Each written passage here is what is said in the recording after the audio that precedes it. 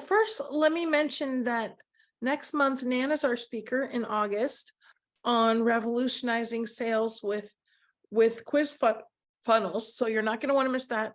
That's August 17th. We have another great speaker, Michelle, September 21st on building influence. That is going to be not to miss. And October 19th is Pamela Plick on entrepreneurial prosperity. So my friends, make sure you're with us for all of our fabulous luncheons, because not only great women, also great speakers, like our speaker today, Donna McPherson, dynamic, uplifting. Donna serves business owners. She supports them with having more profitable companies, and she wants women business owners to increase their net worth and their personal freedom. She's a certified CPA and business advisor with, of course, over 30 years of experience in tax and finance management. She has had several businesses, and she is here to help you double and triple your income. Does that sound good, my friends? Bing, bing, bing. Donna. Yes. You. Okay, I'm going to stand, and if we're going to talk about it, we're going to think about it, and we're not going to be uncomfortable, because we are going to talk about money. What is my time on this? Let me set my timer. 30 minutes, my friend. Can you give me like a 5-minute heads up? Thank you. So my friends, here's the thing. Money is a good thing. Money is a good thing in the hands of good people. Entrepreneurs are good people.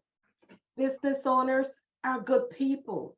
We are good people. And we would do more good if and when we have more money. So let's embrace it. It's nothing to shy away from. You know, this morning I was coming in from Connecticut, and I read this Inc. article by, I think his name is Jeff Dunn. And what he said, he was having dinner with his friends, and he asked them, they were all entrepreneurs, why they went into business. And they all started out by giving the nice answer, which is true. They wanted to have, follow their passion, live out their dreams, have more freedom. Not one person said they wanted to have more money. So when he asked them, how is your business doing? They all said they were having problems, cash flow problems, not being able to have enough sales, not reaching their ideal customers, all of those things. You know what that comes down to, my friends? Money. Because when you have more money, you can solve those problems. Money may not be everything, but it touches everything. And for us business owners, we can do more in our business if we have a little bit more money. Entrepreneurs have are some of the kindest people I know. Many of us would do it for free if we didn't need the money. We help put food on the table. We help lift people's spirits by talking to them about their business, about their lives. The problem is, somewhere along the line, we've been brainwashed into thinking that if we say we want money, that we're bad people. It's like we're selfish, we're self-centered, we're greedy, we're materialistic. No, you're not. We're not. All we want is an opportunity to do what we're great at. And money, a little more money, will help us do that. Do you agree? Can you remember, think back, some of us are further than others, when you decided to go into business, what made you want to do it? Put it in the chat for me, please. Why did you decide? What did you want out of business? And I'll start with me. When I started, actually, I started business from a failed engagement and moving to another state that didn't work out. I didn't want to get another job.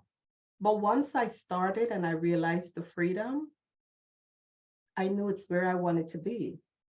Transform families so children can thrive. You guys are real to help women to be in control of your own destiny. Those are all great reasons. We need money to do it. So can I have the money conversation? Yes, we're going to have the money conversation. Business is about being profitable. That's how you have money in business. You simply must bring in more than you're putting out. So the difference is surplus. And that surplus, you get to decide how you use it. You get to decide if you put it back in your business. You get to decide if you spend it on yourself, if you help your community. You get to decide. But first things first, we got to have that money. So I'm going to share my screen because I think there's some things that I've prepared that you may find interesting, and you're free to take a screenshot and to go through this presentation. Do I have screen sharing privilege?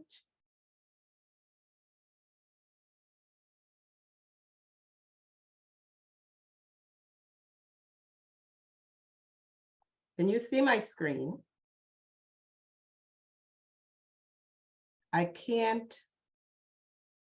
Okay, I need. Yes, we can see your screen. It says no money, more problems. Thank you. You're welcome. So I just talked about the personal freedom that is lacking when you don't have the money, and the business success that is being deferred because there's insufficient funds for your business to grow and thrive. There's also limited impact. Some of you in the chat said you want to have more impact. Well, more money is going to let you do that. You know, there are many entrepreneurs who believe that it's okay as long as you're serving to not show profit, then you don't have to worry about taxes. I just want to make this note that the IRS considers that a hobby. And if you want to be able to serve and have impact, they expect you to have a business that produces not only revenue, but profit. How do you get to more money? It's by more profit. So today, what I want to do is talk about 3 principles that I've used successfully that help my clients grow their income and grow their profit. And I believe that it will help you too. All may not apply to you, but feel free to take what does. So there are 3 essential components. There are some things you must know, there are some things you must do, and there are some things you must have. I'll break them down each separately. The first one is your success numbers. Too often, I've overheard or I heard people saying, I just want enough money to do this. Well, enough is not a number. It actually needs digits to be a number. And when you can put a number to it, it's easier to plan around how you're going to achieve it, which leads me to the second principle, operating with a plan, because when you operate a plan, you have direction. The third one are your numbers. Credible financials, I call them. It could be where you do your numbers on a piece of paper, but as business owners, as entrepreneurs, we need the numbers to guide us, to let us know if we're making money or we're losing money. So how did I get here? Let me tell you just a little bit. When I started, I was already a CPA, about 15 years. I'd already ran multi-million-dollar operations. And so when I started a business, I thought I knew what I needed to know, and I did not invest in the right things. Well, I didn't know. What I didn't know was how to create a successful business. And so I was spinning my wheels, spending lots of money on the wrong things in the wrong places. And before I knew it, 6 months later, I was almost in the poorhouse. I was draining my savings. And it went on longer than it should because I was too proud to admit what I didn't know. Because people expected me to know. I was supposed to be a money guru. And so I hid it. And I know I'm not the only one. We all do that sometimes. We hide the things that we're uncomfortable about. But here's what I want you to know, is when we do that, we stay in that place longer than we needed to. Fortunately for me, one of the things that helped me is that I understood numbers, especially the numbers in my bank account, because as that was going down, I knew I needed to do something and do something fast. And I did. And I'll share a little bit about that as I go along.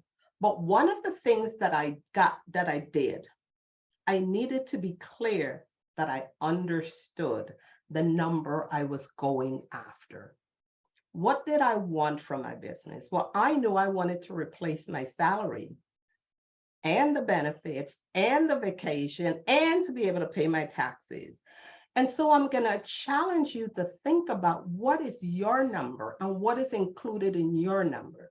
How much do you want for yourself, whether it's per month, for a year? How much do you want to be able to bless your charity with? How much do you want to bring into your household? How much do you want to reinvest in your business?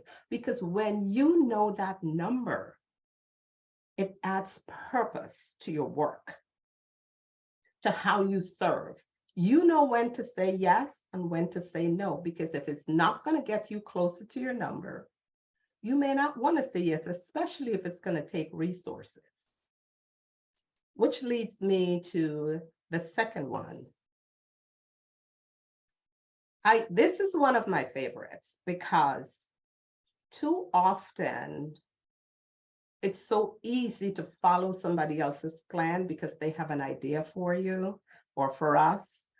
And when you have a plan that says, I need to generate $5,000 a month for myself, and you know that you have to sell certain products or services, in order to do that, you have to spend money.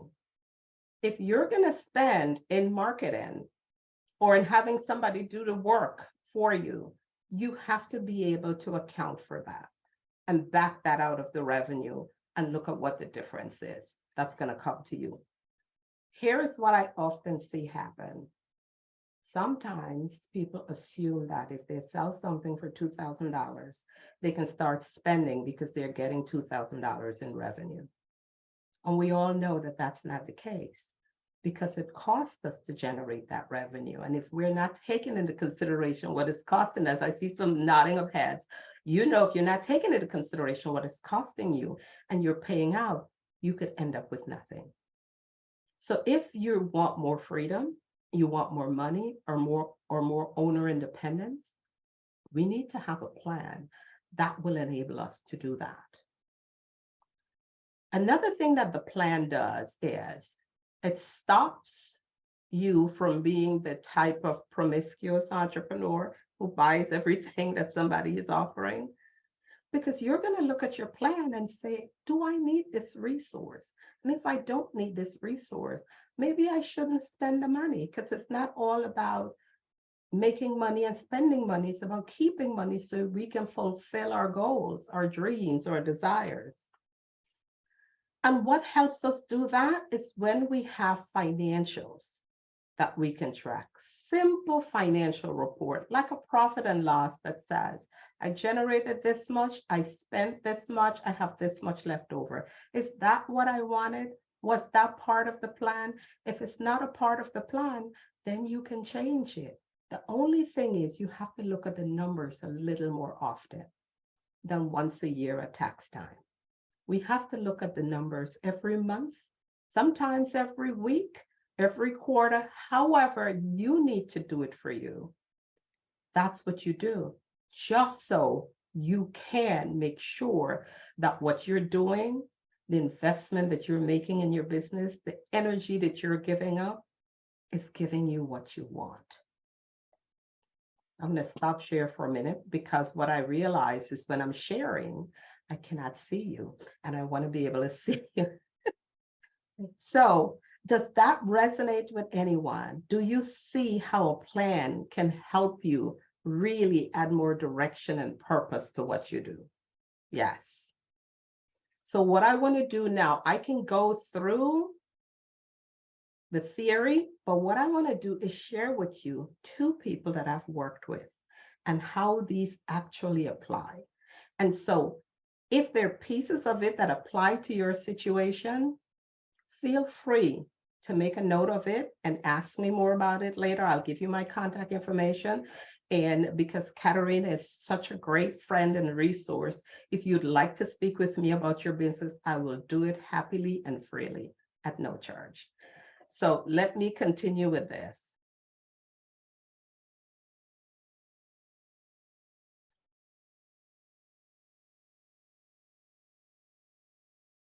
Okay. So I want to talk to you about how to apply the principle. So now I did something right this time. I can see you on the side. So there's someone that I worked with named Renee. Renee is actually a friend, and she is a part of my book. If you want to learn more about her story, it's in my book, The Price of Fake is Real, and I can share the title later. But Renee wanted to purchase her boss's business, who was retiring. And one of the conditions of keeping her, because she was getting ready to quit when she heard he was retiring, she wasn't sure who the new owner was going to be and didn't want to be stuck with somebody she probably didn't want to work with. So I said to her, Renee, why don't you buy the business? Why are you thinking about who's going to come? She said, oh, Don, I could never afford a business like that. I said, you never know. You just got to look at the numbers. Ask him what he would like to have for the business. And then we can work a deal where you pay him in installments. He was thinking of leaving in 5 years. 5 years is a lot of time to get yourself together to buy a business. And she did. What it meant, though, was she had to be really frugal. We couldn't hang out like we used to and do all those nice things because she had to designate her money. That's the thing. When you have a number that you're trying to hit, you have to designate your dollars towards it. And hanging out and having drinks and dinner was not part of the plan. Anyhow, the problem that we had going into it, I knew what she wanted. She wanted to make sure that she could run the business because she didn't have a financial background and she was concerned that she could mess up. The challenge was the business she inherited had no procedures, no SOPs. Everything was operating by the seat of their pants. And the biggest one was more than half of the money came from really low ticket customers. So it was very labor intensive. I recall one day she called me and she said, Donna, I don't think I can do this business. I am ready to give it up because I am tired. I'm exhausted. I went to work at 7 this morning. It's now after 7. I cannot keep this up. I asked her to send me a list of her customers. And my friends, here's what I found. She was making her money and being profitable with the first 30. The other 100 was draining her profit because what it was costing her to service them was less than the income that they were providing to the company. That is one thing you really want to look at. If you have a lot of clients or customers, you want to really look at how much you're devoting to serving them, how much time of your time, how much of your team's time. Get a good handle on that because you may be better off without them. It may seem harsh, but business is about advancing and being profitable. So we had come up with a strategy for her. And one of it was to create a pricing policy. It's not whatever I think. They sold to restaurants and bars their supplies. So they would add on for their profit. And sometimes she would add on 20%. Sometimes it'd be 25. Sometimes there was no policy. So we created a standard amount that everybody got added on. So this way we can anticipate the revenue on a monthly basis. The next thing we did, this was really hard for her, was to identify the high value customers and created a plan to release the others. She was getting ready to hire people to serve them, so she wasn't as tired. The answer was to release the ones that weren't adding to the bottom line. Also, we created a plan to bit by bit bring them up to a minimum, or they kind of left on their own when the price was not in their range. And then we reviewed the information on a monthly basis to ensure that we were heading in the right direction. And that is why the financials are so important. So a couple of things you want to look at on financials. You really want to look at your success number. That is the amount of money you want, whether it's for yourself, for your company, to help others, whatever that number is. Every month you want to see, am I getting close to that number? If my number is 5 and I did 3, what do I need to do to get the other 2? The next number, you want to see how much of it you're spending on expenses, how much of it is going out of your company. Because when it goes out, it will leave you with a loss or profit. And that is something that you can control. And so after the first year, this is what Renee had to say. She followed the plan. She was in charge of her financial numbers. She made decisions not by instincts, but by the numbers. And she gave herself a 100% increase, doubled her salary. Isn't that awesome? Now, another person was Mary. Mary's situation was a little different. Mary was, when I met her, she was 68 years old, wanted to retire at 70. But she was not in a position to retire. She was the only person, the only full-time therapist in the business. She was also a full-time owner. She was overworked. She was stressed, frustrated, debt burdened, tired, and unhappy. I was there. Sounds familiar, anybody? It could happen when you're the only one in your business. What she really wanted is to be able to retire with no debt and to be able to sell the business that she inherited from her mom. The challenge was that she was doing everything and didn't have the time to focus on what was important. She also had credit card and IRS debts that we needed to handle. Well, we handled it. Immediately increased prices. She had not increased prices over 10 years. If you have not increased your prices and the economy is going up, cost of living is going up, you're going to be spending more money, and this is what will put you in debt. So once we handled that, and we created a plan to maximize our revenue, and then created the SOPs and hired new staff to give her the freedom so she didn't have to be the only one. Part of the plan to get her more money is to ensure that she had the right clients. If we're not serving the right people, it takes more from us. We all know that, but sometimes it's worth repeating. You got to make sure you're covering the cost of whatever it is to operate. If you're buying supplies or if you're outsourcing for other people to help you, you really want to make sure you cover those costs. And I firmly believe that the right people will pay the price because they value your expertise and the transformation you provide. If they're not doing that, you're not talking to the right people. And we all know that not everybody is right for us. So look at Mary now. This is the transformation that she got. She is now a full-time owner.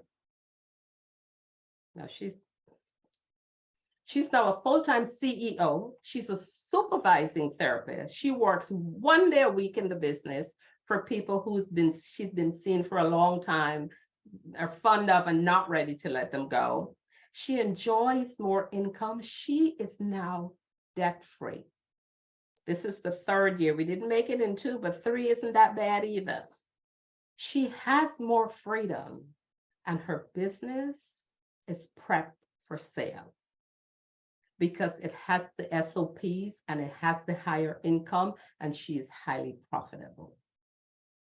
This can be done with understanding how much money it takes for you to have the life you want and the business you want, and creating a plan to get it. Who wants what Mary and Renee has? If you're a CEO, you want that. You want to know what you're doing every day so you can make your money. If you're a business owner and an entrepreneur, you want that. There is nothing like knowing every day the direction you should be heading. it makes the world of difference. So here are some key takeaways I hope that you got. You really can earn a higher income through more business success. But here are some things that I highly suggest you do. You must identify that number. And that number can keep increasing every year, or if you hit your goal every month. You plan for the outcome that you want, and you invest in key resources. When I met Katerina, one of the things that was important to me, and I told you the story, Katerina, was I needed to have more visibility. I needed to be able to speak more so people can learn about me and what I do. And when I worked with you, Katerina, first of all, I invested in working with you because you had the expertise that I did not have and I did need. And it was a part of my plan to ensure that I got the right expertise. The first year of working with you, I landed a client for $8,500. All because of the SOPs and all the things you taught me with speaking.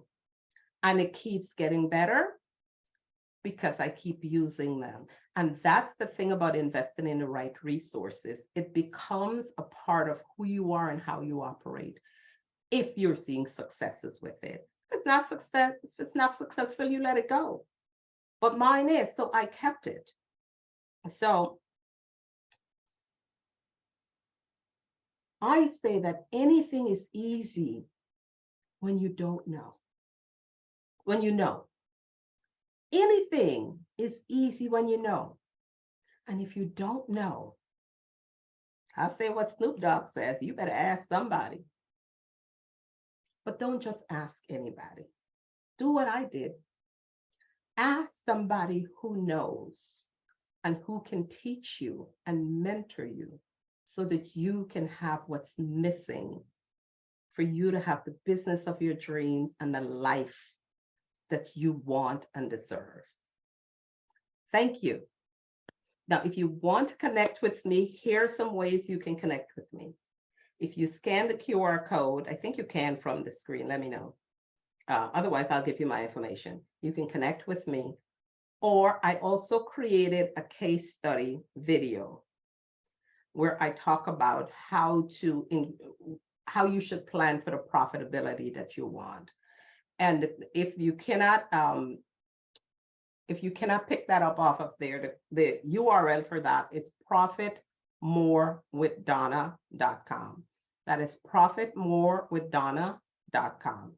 I'll put those links in the chat. And I'm sure that I have time left over for questions. If anyone has any, I welcome them. Yes, we have a couple minutes. Does anyone have questions for Donna? I don't have a question, but Donna, I live and breathe what you're doing. Everything you said was accurate. Totally wholeheartedly, hands down. Like if you aren't looking at your financials, you can't make money. We all got into business to make money. So don't be ashamed of it. And if you're not, reach out to someone who can help you.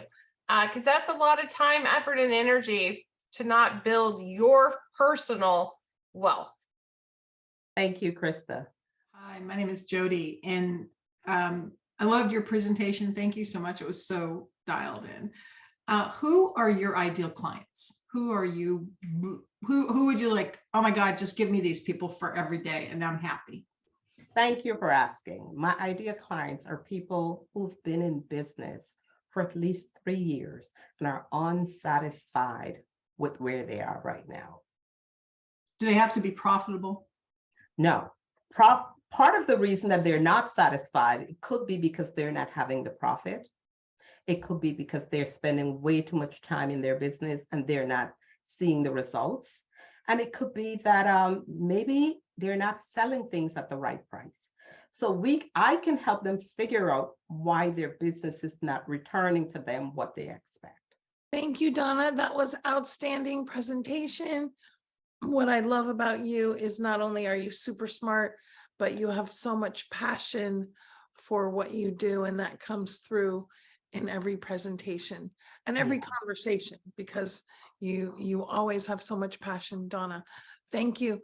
Thank you, everybody. Let's give some big love or some claps or some reaction of your preference to Donna for her fabulous talk today.